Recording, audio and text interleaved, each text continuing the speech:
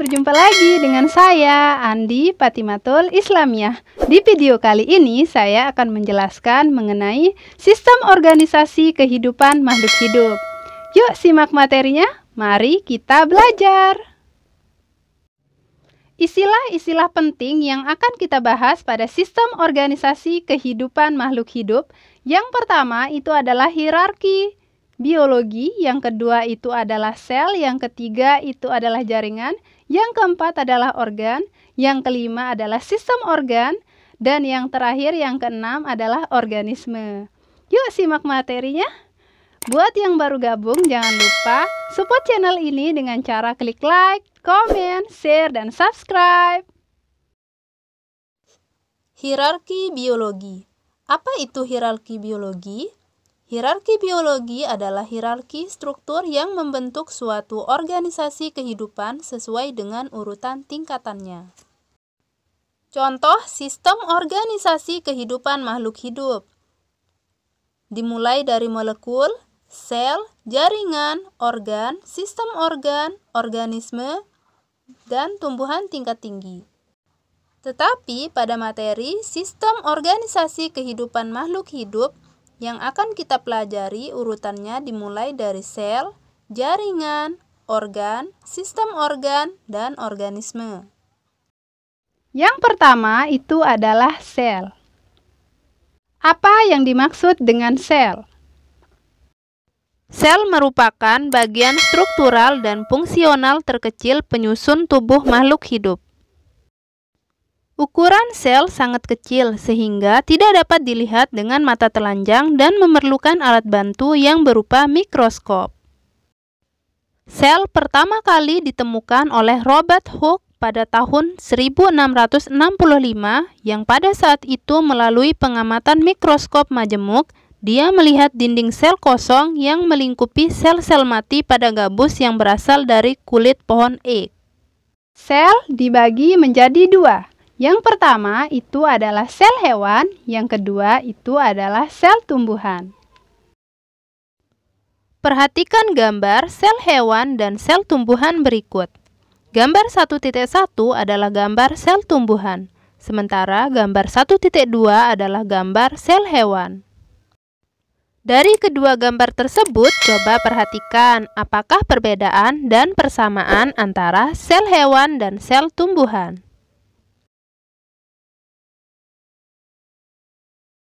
Persamaan dan perbedaan antara sel hewan dan sel tumbuhan yaitu: yang pertama, sel hewan dan sel tumbuhan sama-sama memiliki membran plasma. Yang kedua, sel tumbuhan memiliki dinding sel sementara sel hewan tidak memiliki dinding sel. Yang ketiga, sel tumbuhan dan sel hewan sama-sama memiliki nukleus atau inti sel. Yang keempat, sel tumbuhan dan sel hewan sama-sama memiliki sitoplasma.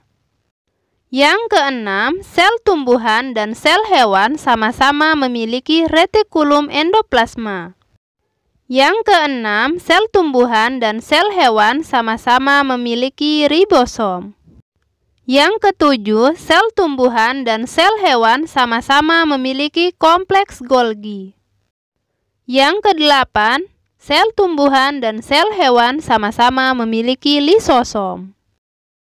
Yang kesembilan, sel tumbuhan dan sel hewan sama-sama memiliki mitokondria. Yang kesepuluh, sel tumbuhan memiliki kloroplas, sementara sel hewan tidak memiliki kloroplas. Yang kesebelas, sel tumbuhan memiliki vakuola, sementara sel hewan tidak memiliki vakuola kecuali hewan uniseluler. Ke-12, sel tumbuhan tidak memiliki sentriol kecuali tumbuhan tingkat rendah, sementara sel hewan memiliki sentriol. Ke-13, sel tumbuhan tidak memiliki sentrosom kecuali tumbuhan tingkat rendah, sementara sel hewan memiliki sentrosom. Yang ke-14, sel tumbuhan memiliki plastida, sementara sel hewan tidak memiliki plastida. Fungsi organel-organel pada sel tumbuhan dan sel hewan yaitu: Yang pertama, membran plasma berfungsi melindungi seluruh isi sel. Yang kedua, dinding sel berfungsi melindungi seluruh isi sel. Vakuola berfungsi sebagai penyimpan cadangan makanan, penyimpan sisa metabolisme, dan membangun turgor sel.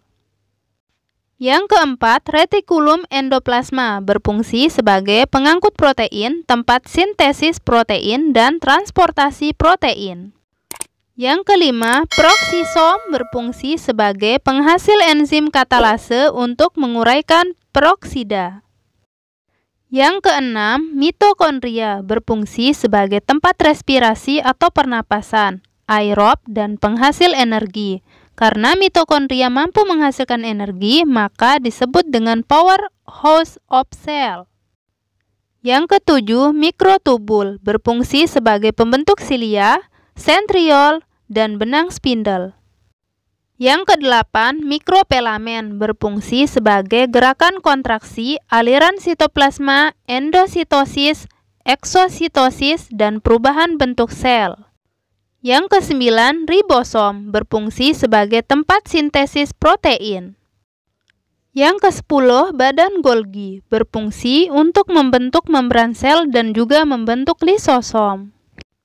Ke-11, lisosom berfungsi untuk proses pencernaan sel, autofagi, dan autolisis. Ke-12, sentrosom berfungsi sebagai reproduksi sel. Ke-13, kloroplast berfungsi sebagai tempat berlangsungnya proses fotosintesis. Kumpulan dari kloroplast dikenal dengan plastida.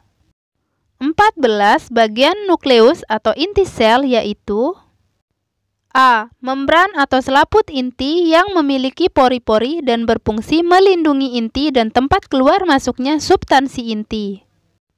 B. Cairan dalam sel atau nukloplasma yang terdapat DNA, RNA, dan anak inti sel atau nukleolus. C. DNA dan RNA merupakan pembawa sifat keturunan. D. Secara keseluruhan inti sel berfungsi untuk semua aktivitas sel. Tugas 1. Gambarlah sel hewan dan sel tumbuhan di bawah ini.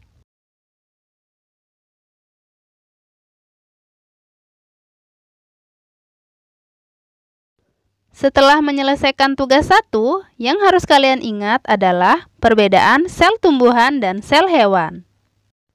Perbedaan sel tumbuhan dan sel hewan yaitu: yang pertama, pada sel tumbuhan ada plastida atau kloroplas, sementara pada sel hewan tidak ada.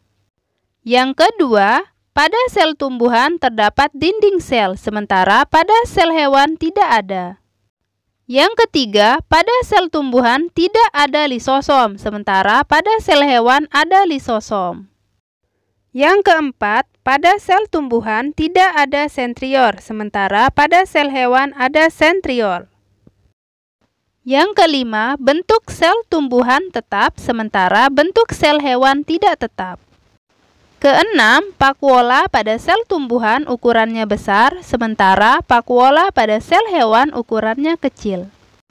Ketujuh, sel tumbuhan ukurannya lebih besar, sementara sel hewan ukurannya lebih kecil.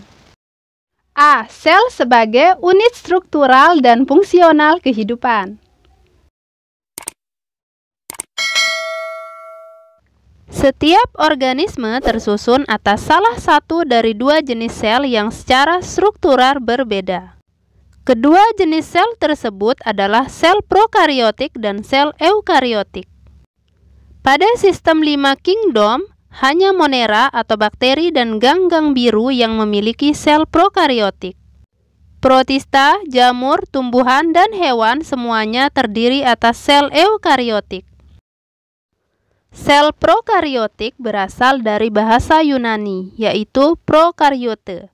Pro berarti sebelum, dan karyote berarti nukleus. Sel prokariotik memiliki nukleus atau inti sel. Tetapi, inti sel tersebut tidak diselubungi membran inti. Sel eukariotik dalam bahasa Yunani di mana eo berarti sejati atau sebenarnya merupakan sel yang memiliki inti sel dan inti sel tersebut dibungkus oleh membran inti. Sel prokariotik terdapat pada bakteri termasuk cyanobacteria. Sel prokariota strukturnya lebih sederhana daripada struktur sel eukariota karena tidak mempunyai organel yang terbungkus membran. Batas sel ialah membran plasma. Di luar membran plasma terdapat dinding sel yang cukup kaku dan seringkali berupa kapsul luar yang biasanya mirip jeli. Sebagian bakteri memiliki flagella atau organel pergerakan, pili atau struktur pelekatan, atau keduanya yang menonjol dari permukaan selnya. Ini adalah gambar struktur sel prokariotik. Yang perlu diingat, sel ukurannya sangat kecil sehingga tidak dapat dilihat dengan mata telanjang, tetapi dengan menggunakan alat bantu yaitu mikroskop. Dan yang digunakan di sini adalah mikroskop elektron.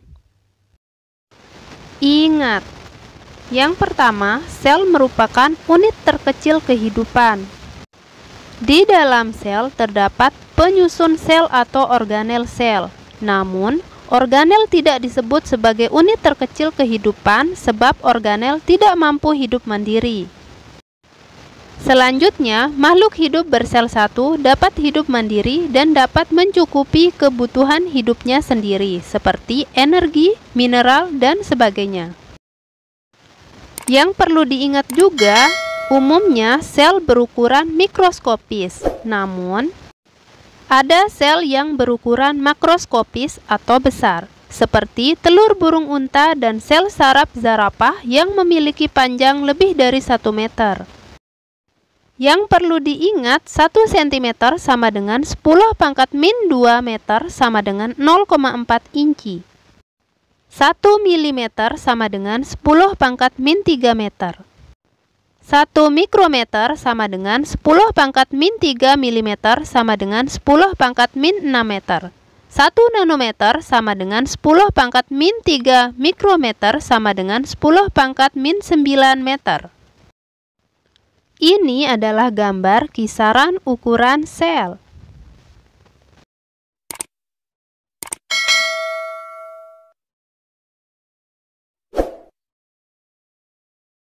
Jangan lupa support channel Andi Fatimah Islamiyah dengan cara klik like, komen, share, dan subscribe. Untuk materi lanjutannya, jangan lupa cari di playlist IPA kelas 7 semester 2 ya. Thanks for watching. See you next time. Bye-bye.